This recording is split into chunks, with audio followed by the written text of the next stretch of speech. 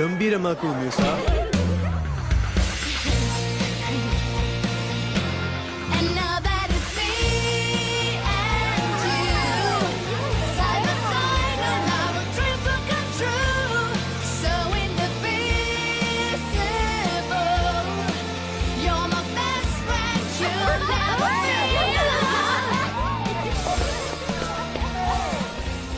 റോക്സി, ഭൂമിയിൽ അവസാനത്തെ ഫെയറിയതിൽ നിനക്ക് എന്ത് തോന്നുന്നു?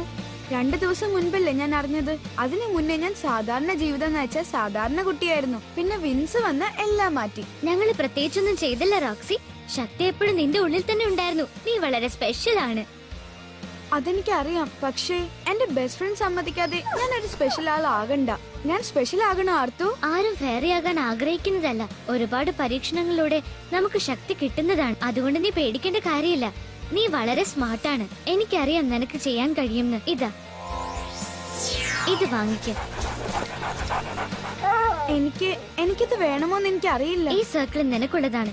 ഇതാണ് നിന്റെ ഭൂതവും ഭാവിയും തമ്മിലുള്ള ലിങ്ക്. ഇതിന്റെ രഹസ്യങ്ങൾ നമുക്ക് ഒരുമിച്ച് കണ്ടെത്താം. നീ ഇപ്പൊ ഞങ്ങളിൽ ഒരാളാണ്.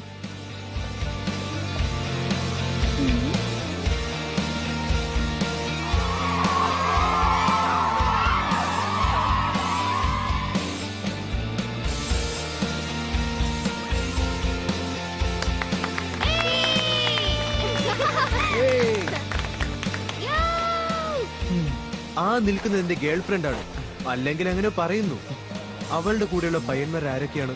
ആന്റി, അവൻ നല്ലൊരു ഫ്രണ്ടാണ്. മ്യൂസിയുടെ സ്വപ്നങ്ങൾ നടത്താനായി അവളെ സഹായിക്കുന്നത് അവനാണ്. അവൾക്ക് ഇങ്ങനെ ഒരു അവസരം കിട്ടിയതിൽ നമ്മൾ അഭിമാനിക്കണം. ജെന്നി, നിനക്ക് ഞാൻ എന്താണ് കൊണ്ടുവരേണ്ടത്? നിന്റെ ഇഷ്ടപ്പെട്ട സ്ട്രോബെറി ഷേക്ക് ആയാലോ? ദാ നോക്ക്, ഇപ്പൊ മനസ്സിലായി ഇതിന്റെ വേദന. അവനാള് കൊള്ളാലോ. അതെ അതെ. എനിക്കിവിടെ കുറച്ച് അസൂയ മണക്കുന്നുണ്ടല്ലോ. അതറിയാൻ മാജിക്കിന്റെ ആവശ്യമൊന്നുമില്ല. റിവന്റെ മുഖം നോക്കിയാൽ അറിയാൻ കഴിയും. അവനോട് ഞാൻ പോയി സംസാരിക്കാം. ഇതാ ജെന്നി. നിന്റെ കാര്യമോ ബ്ലൂം? സ്കൈയുമായിട്ടുള്ള പ്രശ്നങ്ങൾ പറഞ്ഞു തീർത്തോ? അതെ ഏലിയ, അങ്ങനെ തോന്നുന്നു. ദേ അവരെയൊക്കെ നോക്കിക്കേ. അവർക്ക് മ്യൂസയുടെ മ്യൂസിക് ഇഷ്ടമാണ്. മ്യൂസിക് എല്ലാവരെയും ഒരുമിപ്പിക്കും. എത്ര നല്ലതാണിത്. അതെ, ശരിയാണ്. നീ പറഞ്ഞത് ഞാൻ പോയി സ്കൈയോട് പറഞ്ഞിട്ട് വരാം.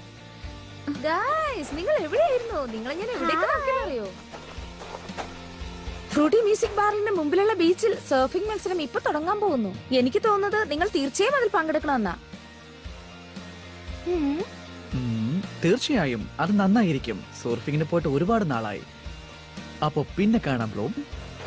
അതെ സ്കൈ, പിന്നെ കാണാം.